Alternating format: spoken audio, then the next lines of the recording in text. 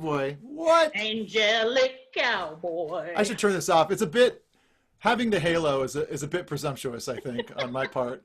I should probably change that, right? To It's something. lovely.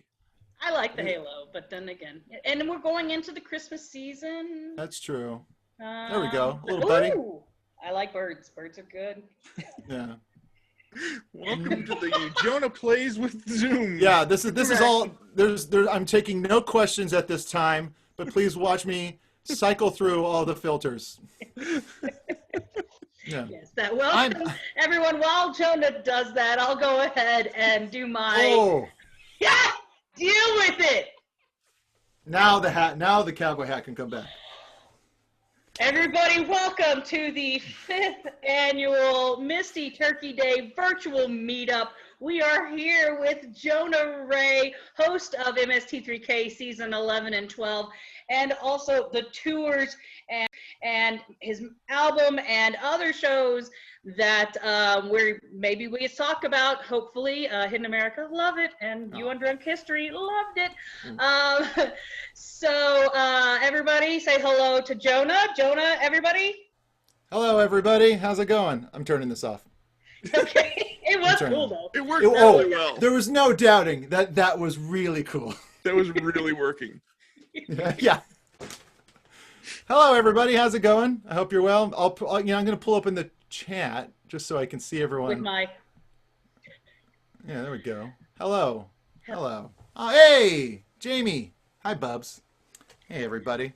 How's it going? I was going to say, you should see some folks who very familiar fans. I guess I would have to scan through, or no, I should switch to.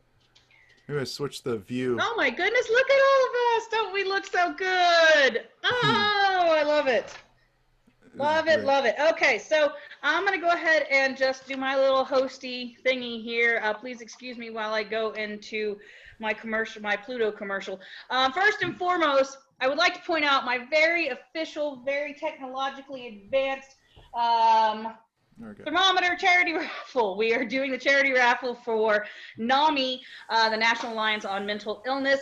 And when I did my coloring, as of last, we had raised at least $400. So thank you guys.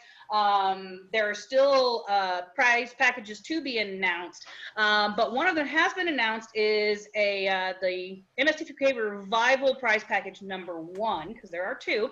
And in #1, Mr. Jonah Ray is going to do a personalized cameo video for you.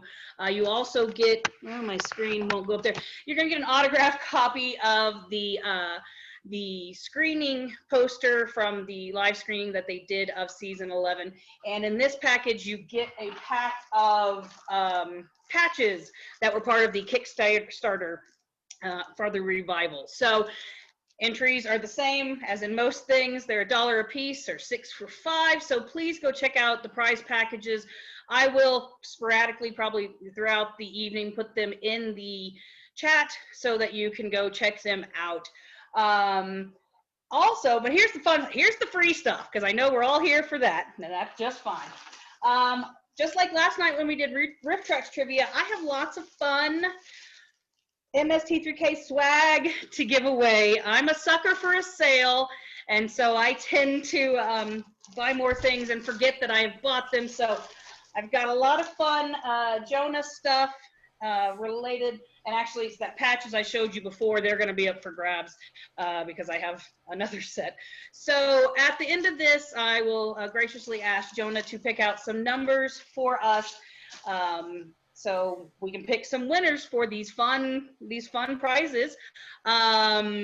If you were smart enough to go sign up for the newsletter, you would have already gotten the link to be able to enter, but I will put it in the chat throughout the evening. So as people come and go, they can and still enter to win. As far as the format for this evening, we have been lucky enough to put on some really awesome live Q&As over the past couple days. And because we are somewhat of a smaller group, we're up to 45 right now, which, that's the most people we've had. Super excited, yay. And because, we are in this pandemic and Zoom is our lives right now, But it also has kind of brought us closer together, because I know I wouldn't have never had the chance to see any of y'all's beautiful faces or talk to Jonah or any of the other folks that we've met with. So with that being said, if you have a question, what I'd like you to do is send me a private message. I am the Turkey Day Meetup, and I'm going to add you. You just like send me a hey, I have a wave, I have a question. I'll write it down on my little notes, and then I will unmute you, and you will get to ask your question directly to Jonah. You don't have to have your video on. I know not everybody has video. That's fine too. But I want to give you guys this opportunity to like I said, ask your question directly to Jonah. I think that's pretty much it. Yeah, I think that's good. So while y'all think of your questions, what I'm going to do is I'm going to pull up some of the pre-submitted questions that folks sent in. Let's see, get out the iPad. Whoa, that's Rift Tracks trivia. That was yesterday. Sorry about that. So yesterday. So yesterday. Well, we still have prizes and I still have questions, so we might do some more later. Or maybe tomorrow, but and be sure to turn in tomorrow. Tomorrow we have some live riffing by the Front Row Film Roast. They're gonna be live riffing It's a Wonderful Life, and then we're gonna hook up with Jackie from Manos Hands of Fate, who I think is probably here somewhere with us. She's gonna read us a chapter out of her book, Growing Up with Manos. And then we're going to have a random giveaway, whatever else prizes that I have left over, because I don't want this stuff in my house anymore. So I have cleaned out my closet and all of my MST3K duplicates, and I'm passing the savings on to you. So, as well as Rift Tracks, who did donate a lot of stuff, and Jonah, of course, donating his time, Jackie donating her time. But yeah, my closet is much cleaner now. So let's show us the closet. It's actually not clean at all, but there's less stuff in it.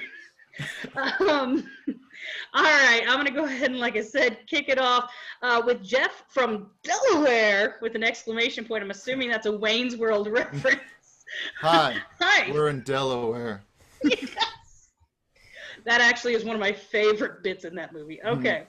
But Jeff would like to know if you could remix a classic episode of the MST3K, what would you want to re-riff? Wow, that's a crazy. I've never been asked that question. Usually people ask, what's like my favorite of the classics, and I it's weird to even to say this, because what if I say a certain episode and people go sacrilegious, get it out of here, Judas, like the idea that it's like, oh, you don't think it's good, you think you could do a better job. Of course, this is why I don't spend a lot of time on the internet, is because this is what I hear in my head all the time. But that's a really tough one, because I think, man, I don't know, maybe Zombie Nightmare, maybe because those are also my favorites, but it's also, when we re-riffed for the first tour, when we re-riffed Ega, I remember like Joel going, it's like, yeah, man, we got a great print of Ega and we're going to do that on the tour. And I was like, no, people will be so upset if we don't do the riffs they want, or the ones they liked. And he's like, don't worry about it. And that's usually Joel. Like no, Joel, you're going to get us into trouble. And he's like, don't worry. It's like, we're basically like the jock and nerd friend in an 80s high school movie. That's the dynamic between Joel and I. But like, I realized like we had, people enjoyed having the riffs over like Ega, different riffs and different takes and different references and stuff like that. So I guess I would say, I don't know, pod people. I would go pod people, because there's a whole bunch of, there's a whole bunch of new stuff. Oh no, I knew it. No, I think pod people, and because also, Rift Tracks has redone several of the MST3K episodes, and it's good to hear new riffs. So Sarah, they're allowed to, though. Well, you're allowed to too, damn it. Yeah, I guess you're right. Yeah. You're in the club now. You can certainly start your own riffing troupe, and you can certainly make choices like they've made. Absolutely. That's a good point. Well, there are, like I said, some live riffing that we have coming up Sunday. There are riffing troops out there who There's a bunch of great. I really think when everything's back, I really want to try and figure out. I've been trying to think of it for years, but like a RiffCon, like that's like not just an MST3K convention, but Yes. like a comedy convention, like where there's like the different riff groups from around the country, like down in front out of Chicago, or the Master Pancake, people, there's all these groups. And then, but then like also like, puppetry shows and different, like I always thought, or even just like repertory, like just rep screenings of some old crazy sci-fi movie or, No, I don't know, I always thought that would be like a really cool idea for a con. Oh yeah, most definitely. And again, we've kind of mentioned, the Turkey Day meetup is kind of like a little MST3K con, Yep. but that would take a lot of work, but Yeah. I'd sign up. We'd make it happen. I But know. also, It's one of those things where the idea of like a convention is just so like, it's like, that'd be a great idea. What do you do? I don't know. If we gotta find, you figure it out. You find that someone with way. money. I don't know. You can make it happen. I've been talking to Ivan about it for 4 years. Yes. For the Oh, bless concept- Ivan. We all love Ivan. Ivan, we love you. Actually, one. I did talk to him through email a little bit. Because I did ask him to come be a part of this.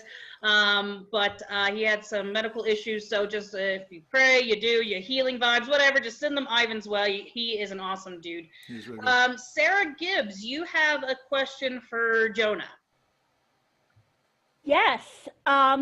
So I love when like actor types release albums, the Don Johnsons and the Jason Schwartzmans and the Jared Leto's out there.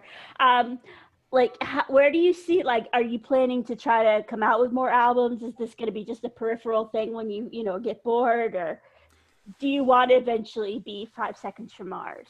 Oh, yeah. Well, of course, like Jared Leto, I'd love to run a cult. But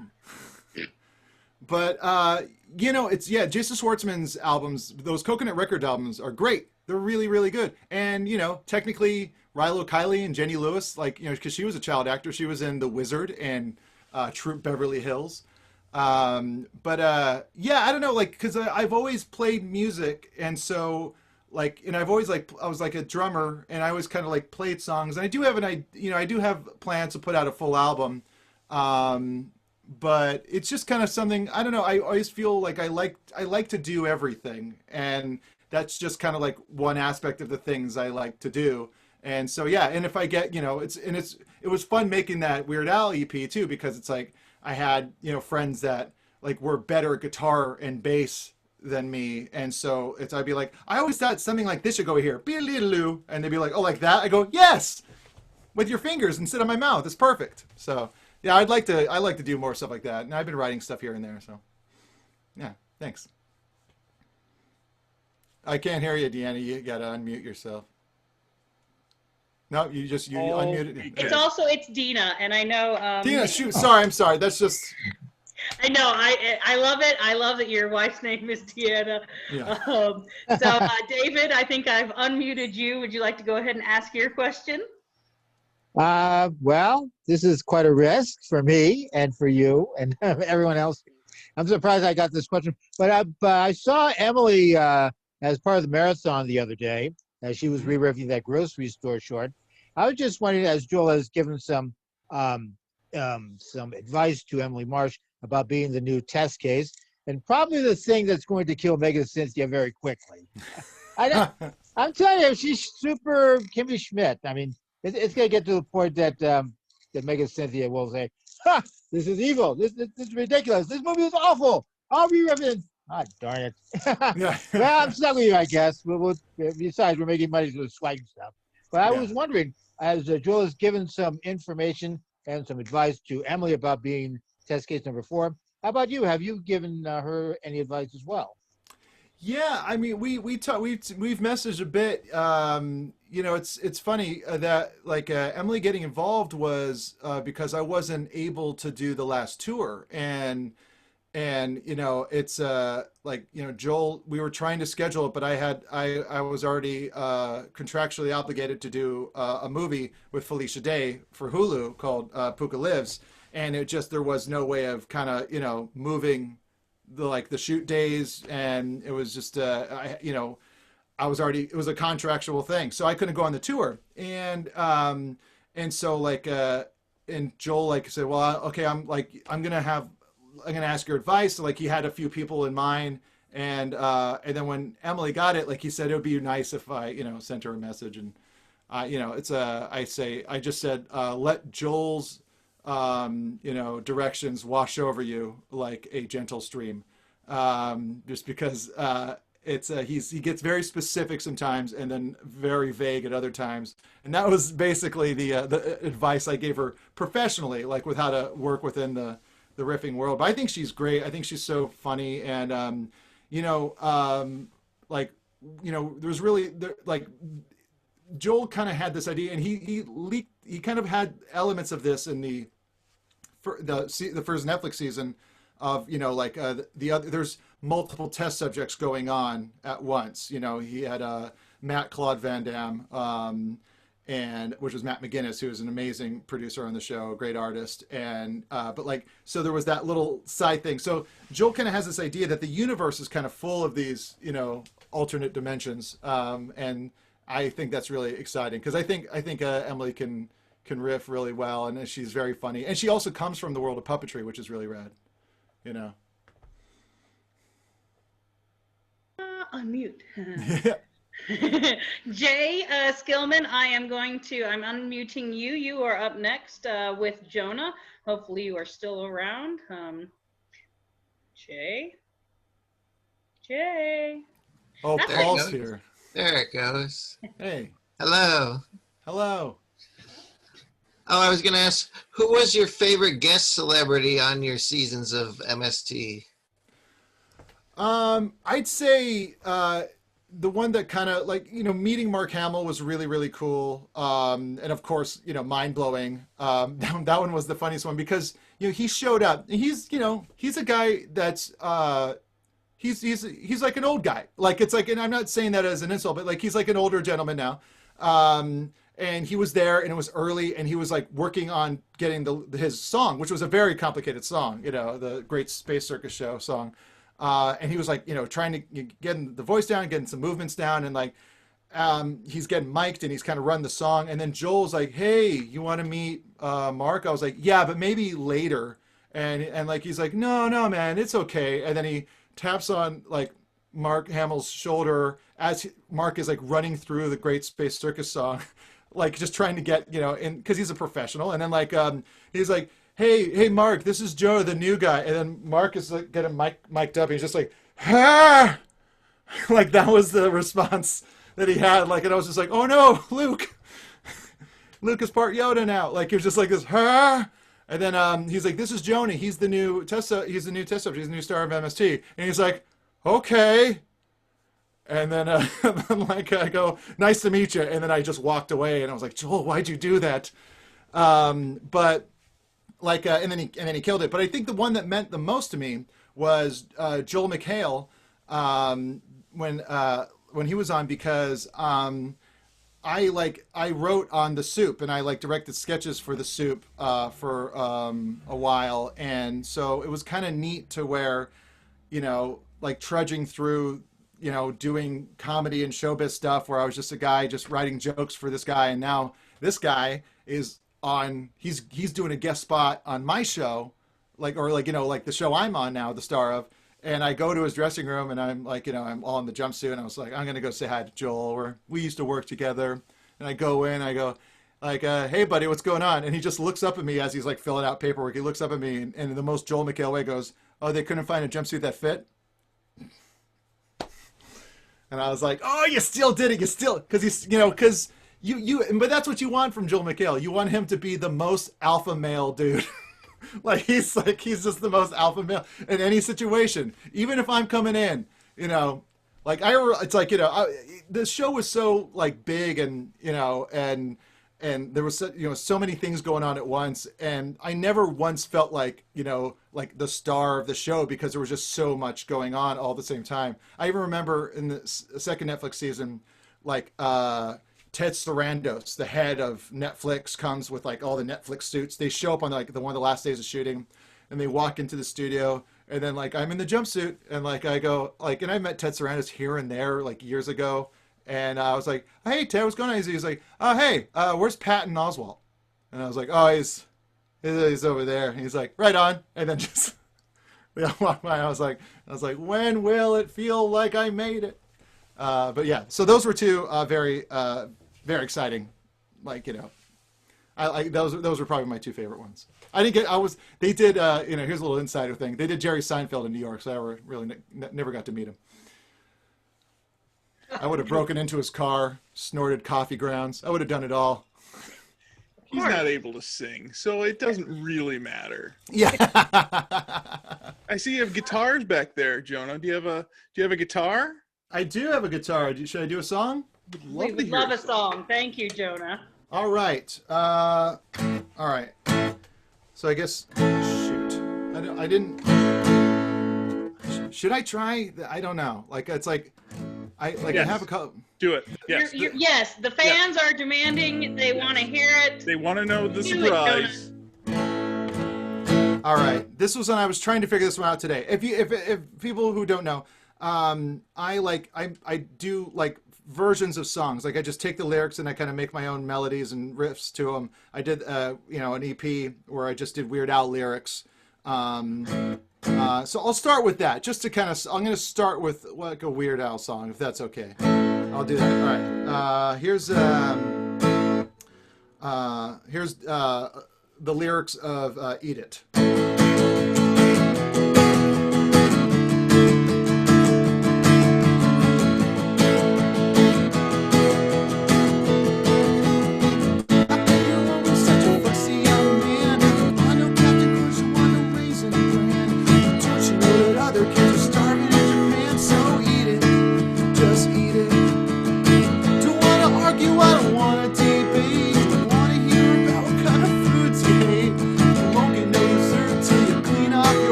Have a whole bunch. It doesn't matter what you had for lunch, just eat it. Ooh, ooh, ooh. I'm closing my eyes. Eat it. Ooh, ooh. Yeah, there was Eat It. Thank you. Round of applause, Jonah Ray. I have been lucky enough to see Jonah perform live. When we get back to that, if he's ever anywhere near you, even if he's not near you, get in your car, go drive and see Jonah live. And if you get lucky enough, his wife Deanna Rooney dresses up as Weird Al, and that's even more awesome. That's always the funnest part. People like after our shows just go, "Hey, no offense to it was a great show, great job playing, but Deanna as Weird Al is a sight to behold."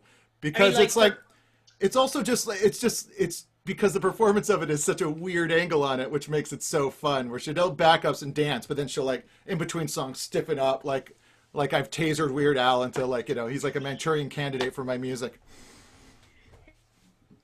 All right, let's do some more questions. All right. So of the movies that you've riffed... My internet, I apologize, my internet is going in and out. We have another question for you from Tommy. I'm going to preface this a little bit with saying that I think most of us probably feel the same way about some of the things that you have done politically and being an activist for equal rights and human rights for everyone. So, Tommy, if you are unmuted, why don't you go ahead and ask your question? Sure. Thank you so much. Hi, Jonah. A few weeks ago, actually, it was probably months ago, I can't keep track of time with COVID, you posted a really funny sign that said, "All cops are dorks," and you read a BLM movement. I thought that was a really great non-aggressive sign while still showing support. And I was always curious whether or not you were sort of hesitant as a public figure to attend a rally, and whether or not you got more love or more hate from MST3K fans. Yeah, that stuff, equal rights is, it was going to sound like such lip service. Like equal rights is kind of important, guys.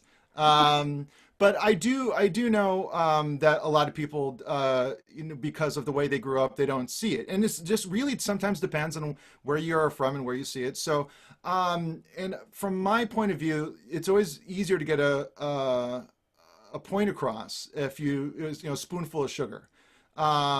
and so I grew up in the punk music scene, which is like in the punk music scene, in the idea that I was doing benefit shows for wrongfully imprisoned people, like when I was 15 years old. Like we used to do benefit shows for Mumia Abu Jamal, who in the 70s was wrongly accused of murdering some people because he was a political activist in Philadelphia. And so this stuff is really important to me, and to show solidarity and strength. And as a person who's very white, look at me, I'm completely very painfully. Don't let the real last name fool you. But the thing is, it's like, yeah, I was a bit hesitant when the MST3K stuff came around. I realized all of a sudden I was representing a certain legacy and aspect of it. But seeing that Frank Conniff also very socially progressive for equal rights and all that stuff, and I just find it very important because it really all comes from a place of love and acceptance, and that's kind of why I got into a lot of the stuff, is because it didn't seem to have any kind of gatekeeper club aspect to it. It was very welcoming. I think the nerd community, the horror community, which has its aspects of people that might be a bit like, for better or worse, it's like there are going to be problematic people in every aspect. I don't think all cops are bastards. I know like some, I know some, and like I know they got into it because they, in their town, and my town back in where I grew up in Kailua on Oahu, it's like they wanted to help. But to kind of have a fun with it, with all cops are dorks, it's like I mean, I'd hope more cops are dorks, because maybe they'd have a bit more compassion across the board. But I'm not. I think it's a bit important, because I remember growing up, every time I would see somebody speak up on something, it would make me excited, and it would make me like want to learn about something, and that's kind of stuff is important to me. And if you don't agree, that's okay. My dad didn't agree, and then he died. So I don't know what that says. I don't know what that says about him or me or what our things. So I mean, I don't want to speculate, but that's so horrible. I'm sorry. And I was looking for some kind of joke to get out of the heavy subject, and like a dad joke. That's actually, and it's great that you brought up your dad, because you were open and shared with us when he passed, and I know the fans, we feel for you. You're a human being too, just like us, and so thank you for sharing that with us. And like I mentioned earlier, Drunk History, the episode that you're on, where you're actually telling the story at the end when you call your dad and you guys talk about the weather. I cried. I still kind of tear up at it because it's just such a great moment, and to have that encapsulated on a TV show, that's really cool. I am going to actually let's see, Kate. Hopefully Kate is around. If Kate would unmute herself, maybe. Oh, there she is. And yes, my hair is pink. That's awesome. Okay, so a few years ago, I was going to share my screen, but I can't. Back in Portland, Oregon, during the first live tour that you guys did, I had made you and Joel a couple of stuffed animals, and they took them away from me at the door. They wouldn't let me carry them in, and I've wondered for years whether you guys got them or not. And I sent Dina the picture. I don't know if she can post it. Let me see if I can do that. I'm trying to remember, because those tours, there was 2 of them, and there was a lot of shows, and a lot of amazing gifts from people. But fun fact about that Portland show and that first tour, the show before that was San Francisco, and we had a day off, like leading up to, like, we got in San Francisco at night, we had all day, and Hampton, who was doing Crow on that tour, had never been to Fisherman's Wharf, and I said, you gotta go to Fisherman's Wharf. Like, I'm like that tourist guy in San Francisco. I was like, we gotta go to Fisherman's Wharf. And then I take him down there, and like he's like, what do we get? I was like, I like, in the waitress at this fish place was like, wow, the oysters like are like, it's like dollar oysters. I was like, dollar oysters can't get better than that. What a day! What a day! Go down to Fisherman's Wharf, get some good oysters. It was I believe October, and then I found this out later. You shouldn't have oysters in months that end in ER. I guess is the because that's where you end up. And so I got real bad food poisoning from those on the bus ride from San Francisco to Portland, and it's being on a bus is not a great place to have food poisoning. And so that show was kind of a blur to me, or that night, because I was sweating the whole time, and like in intermission I had to run to the bathroom. And I remember like Joel going like, during intermission we'll meditate, man, and then you'll feel better. I was like, no, I think I just need to go and like just like, top and tails it out of me. But if I saw him, Deanne, did you find the picture? I Medina, did. sorry. That's okay. I've been called worse. I reached out to Kate through a PM, and we'll get the picture. Even if I don't get it tonight, I'll make sure that you get to see it, and you can recount if it was something you did get. I know I brought you guys a gift as well. They were little shot glasses with the Gizmonic Institute on them, filled with Hershey Kisses. Oh, yeah. I'm cheesy like that. All right. Let's pull up. Well, Kate, thank you so much. Thank you so much, Kate, for the gift. And I'm sorry, but you can understand. I had rotten oysters on the brain. There were underlying circumstances. I would like to bring in Miss Jackie Jones, who played Little Debbie in Mano's Hands of Fate. I have asked her. There she goes. She would come in and pop in and say hello to you, Jonah, and to everybody here. Hi, how are you? Hey, Jackie, good to see you again. I know, it's great to see you again. I love going back and seeing that picture from LA and that's right. recounting having met you. It was a picture from the time we talked about having met prior. It's a very layered picture. Yes, it is. It is. So I just wanted to say hi. I just wanted to step in for a moment and say hi. I don't have any wonderful questions or anything. It's just great to see you. How you doing? Is everything good? You hanging in there? Oh man, I don't know what day or time it is or anything. I mean, I wake up in the morning. I don't know if it's 7:30 or 10:30. Yeah. It's ridiculous. It's like a hotel that you can't check out of. Yeah. Sort of trapped in this zone, but it's kind of a Manos world, I suppose. Yeah, it goes on. But we're doing good. We're doing good. Awesome. That's great. And how's the book? Is the book selling well? Yeah. And Manos Returns is out there. That's right, yeah. Once this whole Corbett thing is over, we're doing a web series. Oh, right. So I'm starring in a web series called The Debbie Chronicles.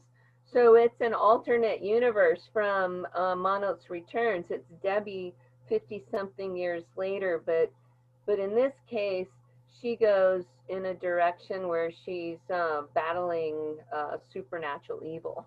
Oh, that's awesome. I like the idea that like the Manos will continue to have almost like Phantasm, it'll just keep on going.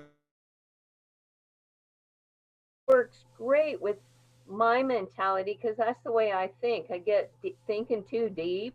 I get thinking about too many universes and all this such. So it serves me quite well. That's awesome. Looking forward to that. I can attest to that. Jackie and I have had many a conversation where we just go off into all kinds of things. So thank you, Jackie, for stopping in. You. Would you possibly regale us with another song? Sure. Here's one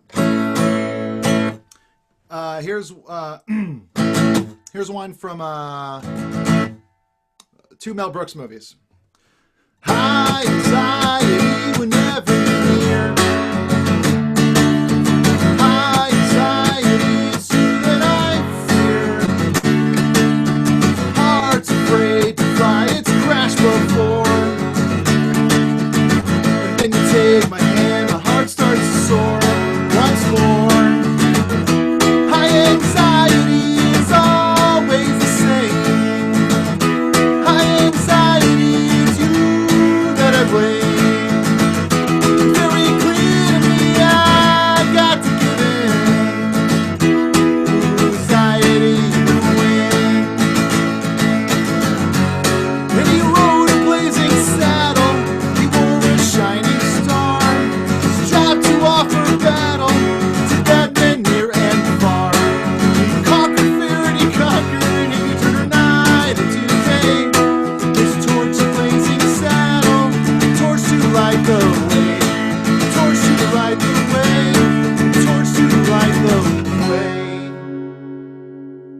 right, there you go.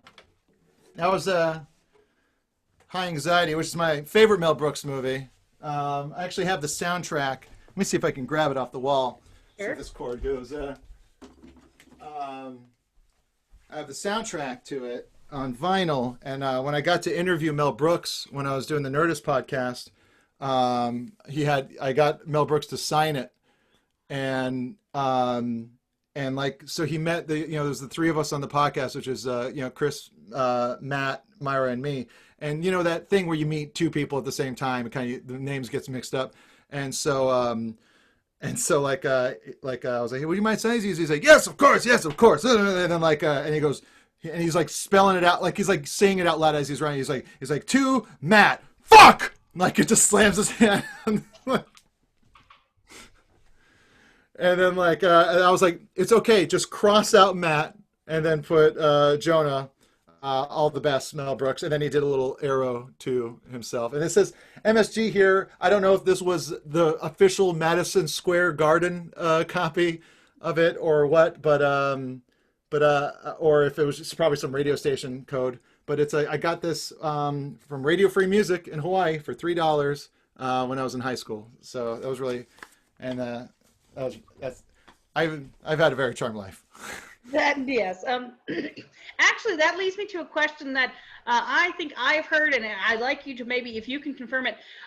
Mel Brooks was supposed to play Santa Claus for the Christmas that almost wasn't. Is that correct? Yes, that was like a thing. That was a Christmas that almost was. The Christmas almost wasn't was the movie, but it was supposed to happen. I can't remember. It was just a scheduling thing, or he's really old, and I think I'm not really sure because I just heard about it, and I would have been like, oh, this is it. This is like this. I'm going to get to do everything I've ever wanted to do, and so it didn't happen, and so I'll never appreciate anything ever again. Okay. Well, we understand. We can certainly understand that when your dreams are dashed. Yeah. I know I've seen it in my own life over the past couple of days. It's just been horrible for me.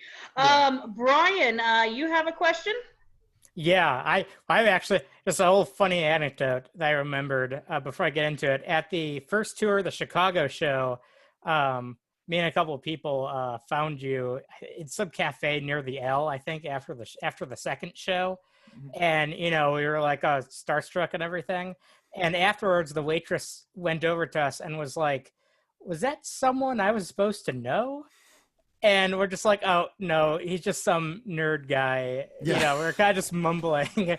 And she's like, oh, okay, because he didn't seem familiar to me. So I didn't know if he was like a movie star. Oh, no. Funny anecdote. But anyway. I remember that was I know that cafe because I remember that was I was with my brother-in-law, Kelly, and he was I think the waitress came up to us and she's like, so are you supposed to be somebody? Those guys knew you. Oh yeah. Yeah, and I was just like, not really. I was like, I'm a niche market. she's probably very confused. All these people just coming in.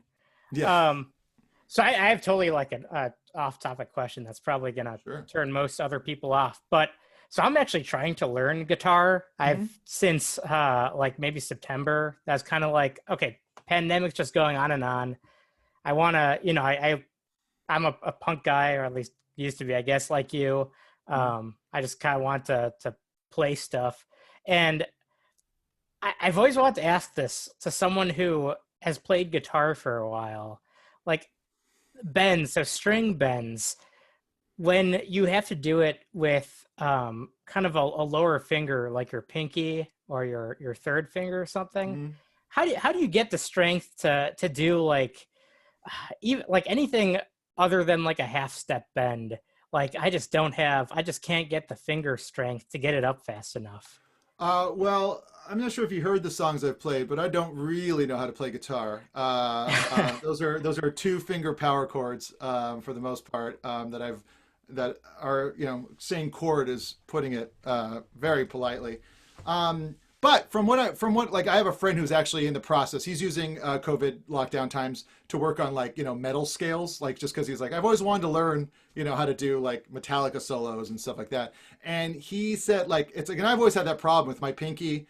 like even like trying to play piano, like I have like big hands that I could play these chords and stuff with, but like I don't have the strength in the pinky. But it's really just you just have to keep on doing scales, and it's like you just got to build up. It's like anything. There's muscles in the hand, and then like you just got to keep on doing it, and then you will eventually be able to do it. Because that's what my friend was saying the same stuff. He's like, I don't think it's possible. I don't think my hands can do it. And then, but he kept on practicing and kept on practicing. With anything, you just have to like zero in on it and just go like, this is the thing I'm going to start to work on. So that's my advice for that, and that's really just parlayed through my friend Donald to you. It's valid advice. Well, anything just takes practice. Yeah. No matter whatever it is. Mm-hmm. I think I may have picked the wrong Victoria, but I'll figure that out in a minute. So I'm going to go ahead and reach out to Paul. You said you have a question, Paul. Okay, Paul? okay. I'll get everybody get it out of your system. Yeah. Paul. Oh, welcome. Paul, your internet connection is unstable. Greetings from Four Seasons Total Landscaping in Philadelphia. You always got a bit plan, Paul. I love you so much. Yeah.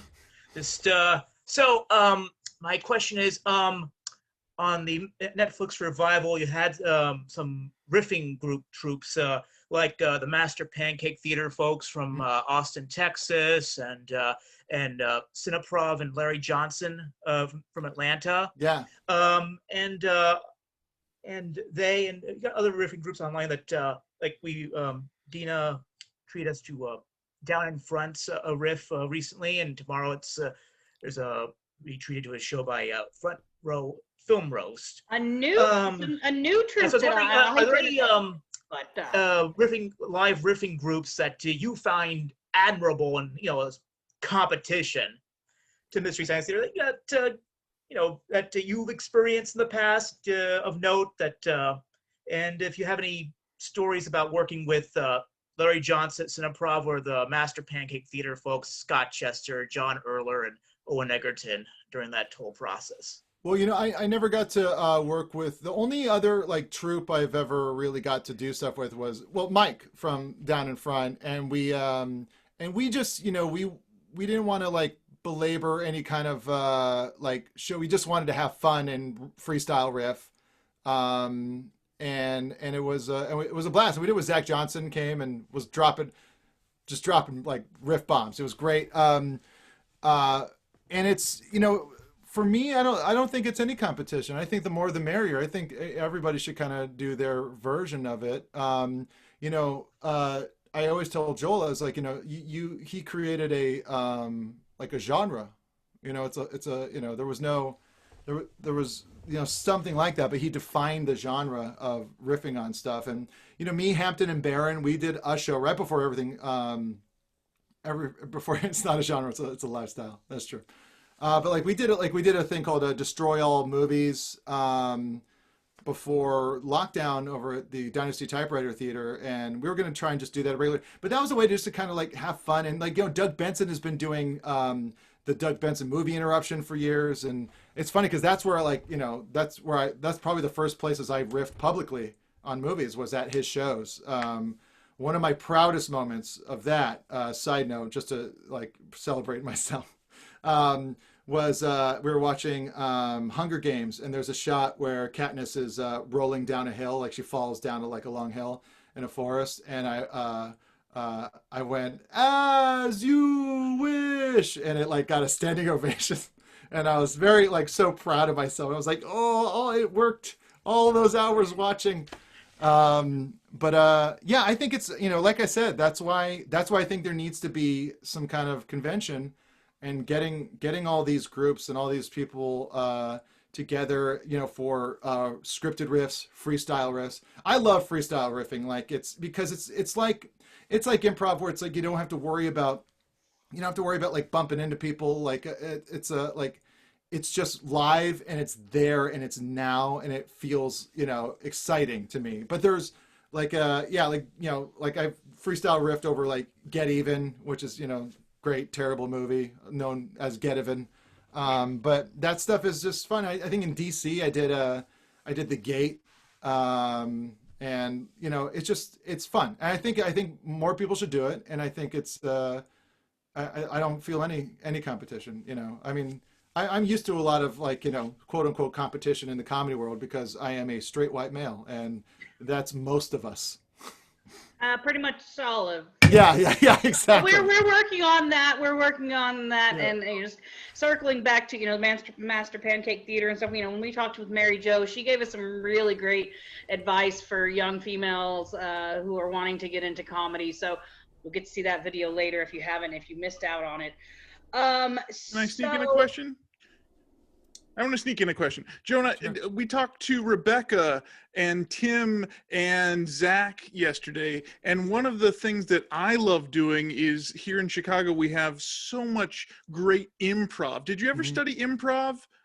Yeah, I did. When I first moved out here, I took a class at Groundlings just for like a minute. And then once the UCB theater opened up in Los Angeles, I was of one of the first classes that they had because I was already part of the comedy scene doing stand-up and like sketch bits. So when I really love doing improv. It is one of my favorite things. And right before everything shut down, I was at Pensacon in Pensacola, Florida, which is of course the setting of Atlantic Rim. And it was like I got to do an improv show there with one of the actors from Atlantic Rim, the lady we call Dr. Laura Dern. It was awesome. It's my favorite thing. It's like because I was getting really burnt out on stand up, and I just really, you know, a good stand up has a great point of view, and I don't like to talk like I have any authority on anything, and that kind of skews your idea of like where like most of my stand-up ideas would be like it's like here, like you see all this stuff. I mean, like this guy was, I mean, but he might have been having a bad day. I don't know. It's like, you know, everyone has their own struggles. You know, you never know what someone's going through. Maybe I shouldn't have been so hard on them. That was like every time I tried to write a bit complaining about something, which is like great stand-up, I would just like all sides it and just go, I don't. Who am I to give that guy a hard time? He's probably late, kids. No, that makes sense. Victoria, I'm going to go ahead and ask you to unmute.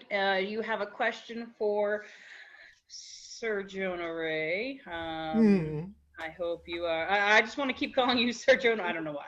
Victoria, please go ahead. I was wondering, while you were did have your band, were you touring? Because I don't think I usually tour, travel a lot for shows, but well, for the Weird Al one, we did like a few shows in LA, and then we did San Francisco Sketch Fest. So that was all we did. We had plans. We were going to go to Denver. We were going to do the Weird Al convention there, like our Weird Al Con, or that we were going to do that, and there was like plans on kind of just doing a run, but everything kind of. It's also hard. It's like, for me, it was never a thing that was, it's kind of hard to ask other adults to I was like, hey, do you want to like go and sleep on floors, for maybe in the future, maybe in the future. I'd love to. I have the most fun. I've never felt, I haven't had fun like that on stage in a long time. And I would love to keep on doing it. Hopefully when live music comes back. Thanks. Again, I'll be the first to know, Victoria. I was very lucky to see you at Sketchfest before the world ended. Yeah. Had so much fun. I know there's a couple people here in the chat. Philip was there. I don't know who else maybe, but yeah, we were just so lucky to get to see that. Speaking of live performing. All right. Okay. Here's something I was trying to work on. And I don't want to bum anybody out because it's like it's my version of the love theme, but it's just like it's okay. It's all right. Wait. It's like a sad boy version of it. In the not too distant future, someday there was a guy named Joel or Mike, not too different from me. They worked at the Hispanic Institute, just some guys in jumpsuits. They did a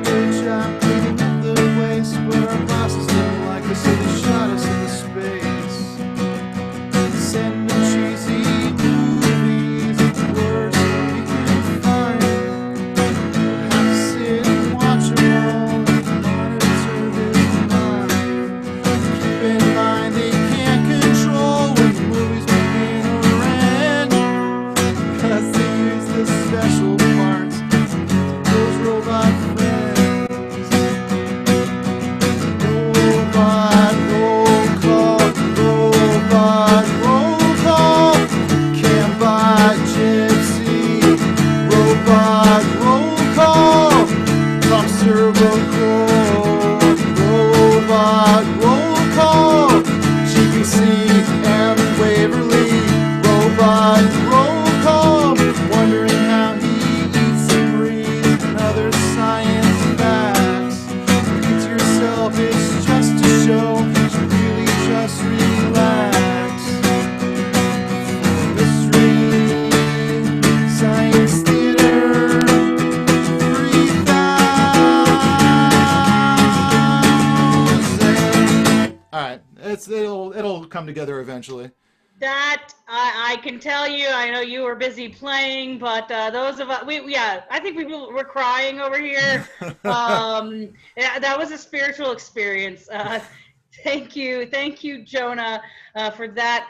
We have a couple more questions, and then we'll go ahead and get wrapped up. Jeremy, I'm going to go ahead and ask you to unmute. Oh yeah, folks are saying they would buy that on Bandcamp. So just cool. Just saying, if you put it out there, folks will buy it. And I'll promote it for you. And the tricky part about it is like I wanted it to kind of represent all eras, but then it switches because it becomes like first person sometimes. Yes. And as I'm sure a bunch of us have taken creative writing courses, and to switch back and forth between first person and second and third is a dark and stormy night. All right, Jeremy, will you go ahead and ask your question, sir? Sure. So my question was about all of the prop work that you did on the MST3K seasons 11 and 12. Joel was very much a prop comic, and I think with the reboot brought it back to a lot of that, where it started from. What was it like to do all that kind of prop work? Was that something you were experienced with, or did you just have to pick it up? I just had to pick it up. And the production schedule was so fast. And so I was learning these props and how they worked or sleight of hand magic stuff. Like there was also a lot of and Joel would always be so thrown off, by he's like, so do the thing where you like a sleight of hand, thing in magic, and I was like, oh, I don't know how to do it. He's like, what? Because he comes from an old idea of showbiz where he kind of and so knowing, kind of getting the mechanics of the thing, and we just didn't have time, because it's we wrote the things, and then there was just we wrote them all, and then everything got built, and then we shot everything. We shot all the episodes in a row, so it's I would be like, all right, okay, next episode. All right, what are the things? Okay, there's a song in this one. I got to remember to be ready for the song. And it's okay, what's this? How does this work? Okay, but if I mess up, the thing breaks, and then we have to stop for an hour because I broke it. Right? Okay, all right, I'll see what I can. So all the props and stuff like that was really, really hard, but it really made it feel like true kind of showbiz. That's what those one of my favorite things. And Dina was there on set, and it was almost that thing of when Pee-wee, not to this extent, but when Pee-wee in Pee-wee's Big Adventure gets to Warner Brothers and there's just costumes and stuff everywhere. That's kind of it felt like real, showbiz. It's there was people in costumes, there was these sets, there was these contraptions and stuff like that, and it was really, really so cool, and a crash course in doing that stuff, and there was never enough time. There's so many, I was going back, I think they showed, what did they show recently? They showed Carnival Magic. There was something I remember watching an episode that I did, and just kind of seeing, I got I remember getting the prop thing right, but I flubbed a couple lines, or that kind of thing, and then that's the one they used. And it was always I was the lowest on the totem pole of what needed to happen for things to go right. There was so many other elements where I was I remember when we did the Reptilica song, there was one I just it was my favorite take. I nailed it. I hit notes. It was all this stuff. And then they were we got movie sign at the end of it. And then they're like, oh, we got to go again. I was like, no, why? No, that was the best one. That was it was the third one we did. And they're like, oh, the camera got off the track and it kind of shifted to the side. I was like, then use computers. I don't care. And then we did it again, and I see it every time, and I like people go like it's great, but like it's like I see the problems. What's funny about that though, about doing the prop stuff, I used to have a bit in my stand-up years ago. I did it a bunch of times. I did it a bunch of times in like at the comedy, what became Comedy Bang Bang. It used to be called Comedy Death Ray. It was like Scott Ackerman's show. It was a live show, but I did a prop comic called Mr. Popularity. I think there's a clip of it I put on YouTube years and years ago. It's called Mr. Popularity, and it's like real, like just this guy that's high energy. I'm wearing a shirt that says Mr. Popularity. I'm going on and I'm playing, I think the song playing underneath me is Twiggy Twiggy by Pizzicato 5. So it's this really excitable song from like this Japanese band. And like, but all the props are just like objects that I'm just like literally describing. Or like, it's like I have like a case and I go, all right, let's get to the props. And it was just me making fun of prop comedy. Cause like when you're a young alternative comic, you're just like trying to poke at, like the system. And like, I would just be like, it's like, oh, what's a glass? Oh, I'm gonna drink out of this. Anyway, what else do we got? Oh, hold on. It's like, oh, yeah, I got an idea. It's a light bulb because people anyway, like that was literally, and it was that for 5 minutes, like just pens, like, and then like I had like an old timey phone that I found at a like a thrift store, and it would be like I'd be like, hello, 1955. And then I would just go, no, there's no one on there. It's not plugged in. But anyway, yeah. So it was funny kind of to go. And Joel was also very much Brian's asking, why do I have an unscrewed light bulb just handy? This is my workspace. And to work, I need to smoke crack. Sorry. Sometimes there's like jokes that I don't feel that comfortable making, because it's a family show. Yeah. This is not a family show. We have Mary Jo dropped some F-bombs. We're good. I think when I do put up the actual videos of the Q&A, I might beep out some stuff. But no, your okay. is as relatively as blue as you would like. Okay. Kaylee, I'm going to go ahead and ask you to unmute yourself. You have a question for Jonah. Hi, Jonah. First, I just wanted to say thank you for taking the time to do this. It means a lot to me personally, and I know a lot of other Misties are really thankful for this opportunity, especially during these times. So thank you. In these trying times. In these trying times, yes. I'm a musician myself as well, and I really like to ask other musicians and other artists, people I've worked with, what albums are you really digging, or which artists are you digging right now? I've especially gotten into kind of a musical rut lately, just listening to things I really like, and I could use some new music. Oh yeah, I mean, I'm sure you have a very similar thing where it's like you, as a musician, you tend to listen to a lot of different types of stuff, right? Yes. It's like, I can tell you about like a new thrashy, punk rock, hardcore band, or I could tell you about, like a more of a chamber quartet, but some of my favorite stuff for the last, like the stuff I've been listening to over and over again. I mean, my favorite new kind of punk or rock band is Idols. They're out of England. It's very aggressive music, but it's also very catchy and very positive. It's my favorite part about good hardcore punk music, and not to say that this is like scream or anything like that. It's it's very like working class, like British like sounding, but it's also very it's very positive and very woke and very good message. And it's also like the guy's talking about his feelings, and so it's this really like emotional music that's in but that sounds tough. And so as a guy like me who I grew up like being in mosh pits, but I also have feelings, and so anything by Idols is great. The Ophelias, when it comes to kind of like new groups that's like very pretty music.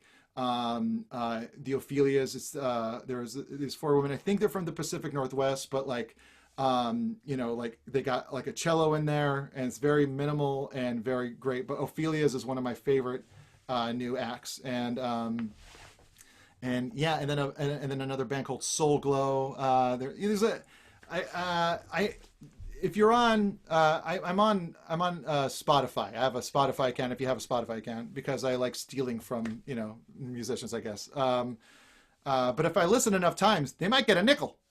But I'm Jonah Ray on there, and you can kind of like, it's like for me, because I listen to all kinds of stuff, so it's really hard to. What's your favorite thing? What's your favorite band? Oh, she got muted. Sorry. Oh God, that's hard to say. I think probably like, can I pick top three? Just give me three, and then I can give you. I love Wolfpack. They're like really funky, kind of weird, but that's fun. Yeah. I really like Hiatus Coyote. They are kind of like an R&B soul out of Australia. They are nice. Some really like trippy, weird lyrics. And I love Snarky Puppy. They're like usually an instrumental band, but they do a lot of like funk and jazz and stuff. I play trumpet, piano, mostly like jazz and classical. So those are like usually what I'm drawn to, but yeah. But yeah, no, those bands sound great. Thank you for sharing. Of course, yeah. Check the Ophelias. The Ophelia. I think that might be up your alley from the ones I've done from just off the top of my head. But they're it's one of my favorite things. So nice. Thank you. Of course. That's the best part about music, is sharing it. That's the thing. This is so cool. Is like, MST3K may bring us kind of all together at the core, but we all have our fun hobbies that are kind of on the outskirts, and it's really great to be able to connect with other Misties and talk about this kind of stuff. Thank you, 2020. Actually, this is kind of working out great. I have one more question for you, Jonah, and then we'll go ahead and get wrapped up. Coach, I'm going to go ahead and unmute you wherever you may be, sir. You will be our last question for the evening. There you go. Hello? Caller, go ahead. Oh, you muted him. Or maybe Coach muted themselves. All right, there we go. You're on, Coach. Hello? Yes. You can hear me? I can. Can you hear me? Yeah. Hey, Jonah. Hi, Coach. Sorry I don't have my video up. So sorry I never tried in gym. So, you were talking earlier about, you were feeling really self-conscious about taking on, the role of the main. And, I just wanted to make sure to say that you absolutely knocked it out of the park. And I've been watching this show since the KTCMA days. I actually lived in Minnesota. And, oh, wow. And I was like maybe member 1024 of the fan club. Whoa. And my card was actually stolen in Ireland when my wallet got stolen. And I've always regretted that I lost that. Oh, man. Anyways, super. I like though that like in your head, like it's like, and the card was stolen. I was like, someone just stole the card, and it's like, oh, it's the wallet. Yeah, like, yeah. I found that. Like, you get any money stolen? I was like, yeah, a little bit, but I lost my Mystery Theater 3000 fan club card, and I'm really broken up over that. But anyways, I'm really just sad that this, as far as I understand, this isn't continuing with your crew anymore. I guess I just wanted to know, is there any possibility that you guys will continue on a new network? Because I want more of you guys. Oh yeah, I mean, well, that's the thing with thank you. Thank you so much for saying that. That really that means a lot. It's, and I think I've talked to Dina about this before. Just it's like it was so weird, getting announced as the guy, because I knew how weird I was when Mike took over, and Mike was a part of the show. And I remember my friend going, I was like, well, he's like a writer, like he shows up in the schedule. I was like, yeah, but it's not like, so I knew, and I projected a lot of my own stuff onto that. So it's really nice to hear, old school Misties say that and stuff like that. But when it comes to like what's going on with the show now, we don't know. There's stuff like, there's talks and whatnot. The new crew, that like essentially they are the MST3K live crew. And then like, but that's not to say that they wouldn't be incorporated somehow into what we do next. But Joel's, hard at work trying to think of what would what would it be going forward. And like, there's no, I don't think there's any way that we could just drop the crew and start anew again. But like, definitely, like, I'm still a part of it. And we're all, it's like, and Joel and I talk a lot about creatively, like, how to pull off something, like can we pull off something now? Can we pull off, or should we start like getting something together for what, like, it's, where can it be? And he's got a great new kind of showbiz guy kind of helping him out with that stuff too. So, who's to say what can happen, but it always kind of survives on, and, you never know, but I'll definitely, I'll be there. Unless like, I get canceled, I'll be there. I'll be there. Yeah. But I it's something that, I will always, even if like there's like a time, in the future where I'm not like on, if I'm not, in the not too distant future. In the not too distant future where I'm, not the person, like I'd still, I'm still going to be involved in it for as long as, Joel will ever let me, because, it can't not, and, until then though, like, just working on stuff like that movie that Felicia and I did for Hulu, and kind of I'm working on something with Alex Winter right now, who, you might know as Bill S. Preston Esquire from the Bill and Ted movies. Like we're working on a movie, pitch right now. And it's like, I think it's going to be good when everything starts to get going and production gets going. I think it's going to be a lot of fun, especially like with the ideas. Jamie. Yeah, I was going to say, hello, you have a new podcast you just launched this week? Last week. Yeah. Last week? Okay. Yeah, it's only 2 episodes out now. That's a fun kind of like COVID project. I have a new podcast called Let Me Watch Your Movie With You, which is I took the idea of like riff tracks, but also how I miss movie commentary tracks. And so I've been watching movies over Zoom with the people that made them. And so like I just yesterday I watched with Alex Winter, we watched Bill and Ted's Bogus Journey. So if you want, you can sync it up like riff tracks, like the old school riff tracks. You can, sync it up and watch along like a commentary track. And the first episode was Mick Garris, who was the writer-director of Critters 2. And so the Critters 2 was our first one. And that's a blast of a movie if you've never seen it. But also, he went on to go and write a ton of great stuff, including Hocus Pocus. So we talk about his relationship with Spielberg and Joe Dante and, and genre cinema and all that stuff. And then next week, I'm talking to Derek Mears, who played Jason Voorhees in the remake of Friday the 13th. So it's like, it's something that you can kind of just listen to, even if you don't sync it up. But it's like I have a little countdown thing and you can watch it along. And so that's the new podcast. That's just kind of a fun thing to do when I, can't do anything else because my industry is gone. Yeah.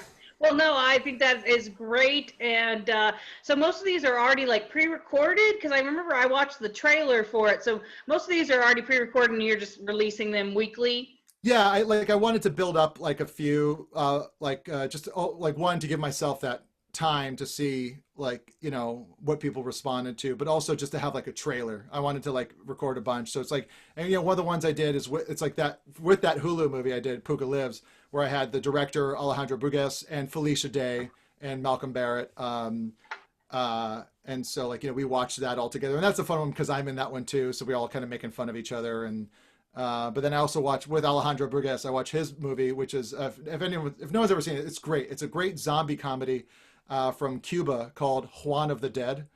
And it all takes place, it's a zombie comedy that all takes place in Cuba. That's where he's from. So that's a real fun movie. Yeah, I snorted. That's yeah. It's really maybe, funny.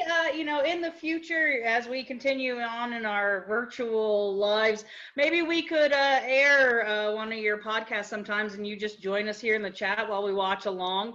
That would be really cool, Jonah. So thank you for answering everyone's questions. Thank you for being a part of this virtual Turkey Day meetup. Would you mind playing one more song for us before we leave? What do you think? Yeah, sure. Just do it. Okay. All right. All right. This one is. Thanks everyone, and thanks Dina. Like, great job with this. You're on fire, and I really appreciate you putting this together. Thanks everyone for watching. Thanks Steve for telling me to turn my gain down.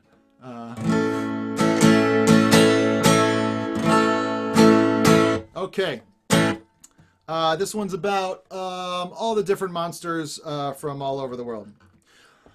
It's a lot of words, and it hurts my jaw.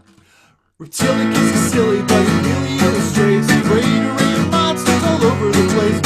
Just in Japan and across the planet, and it is the gamut of gargantuan panoply. Example, please, name a land, please. Easy peasy, amazing. You can tan, you can make El Cadejo, and please, they believe it or not, afraid to say so. Scotland, Nessie's living up in a lot, and then it pulled in a scary scarecrow and a robot. See, it's not just Godzilla, there's a lot that can kill ya. 'Cause every country's got a monster, and every monster's got a country.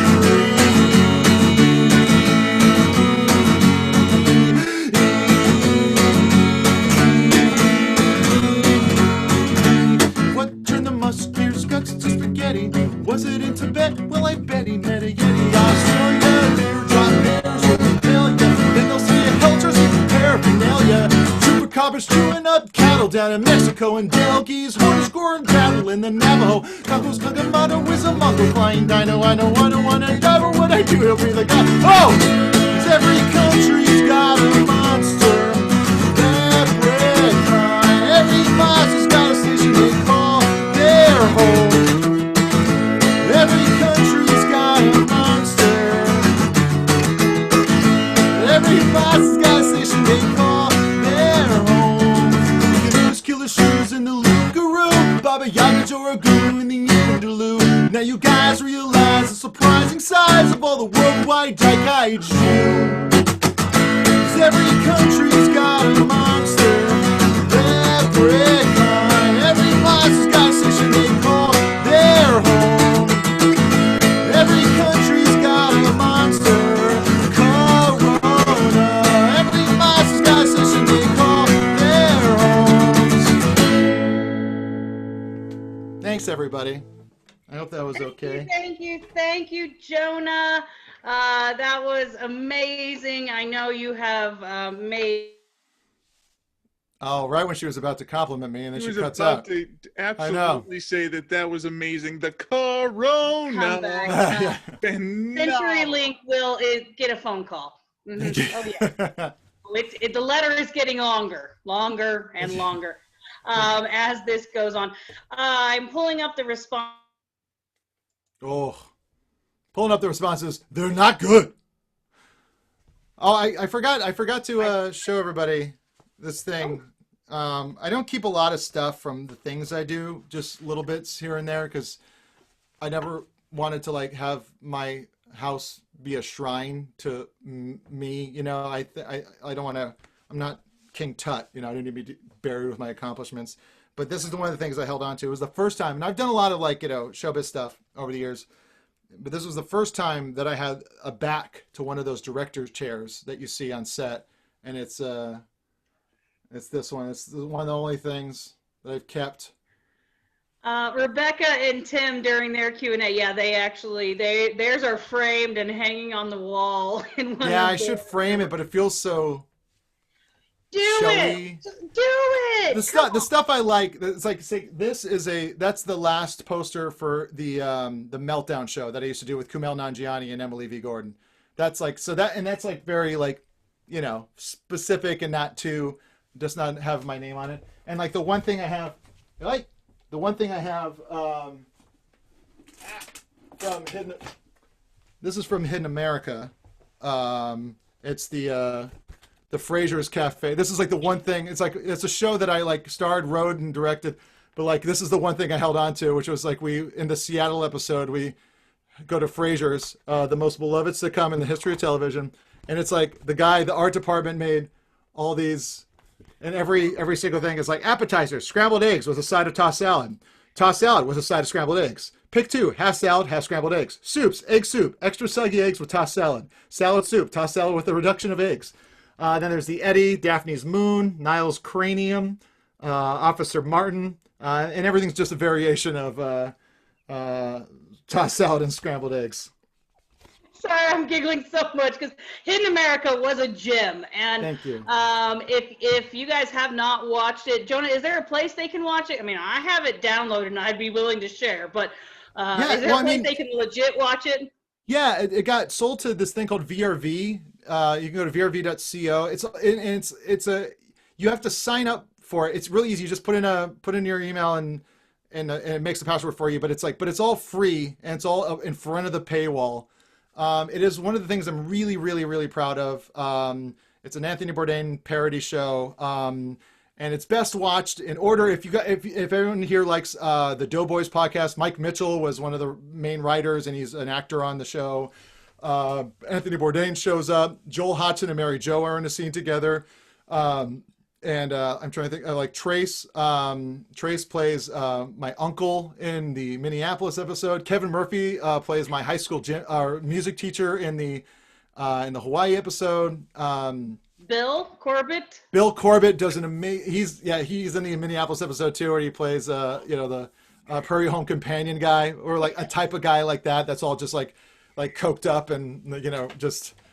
But it's a lot of people you recognize, a lot of people from like Upper Sims Brigade and Mr. Show are on it. But it's something I'm really proud of, and it's all up there for free. There's apps for it you can do it through a browser or an app, but it's called Hidden America with Jonah Ray, and it's just one of the things I'm most proud of, and I hope people see it. It's one of those things I hope it gets around, It is, and it is a gem, and I will keep circulating the tapes for that. Because if you have it, and if anyone doesn't want to even bother throwing it, it's like, give them the links, give them the downloads. I don't care. I have it all uploed to a Google Drive, so if anybody's interested. Can you send me that link so I can send it to people too?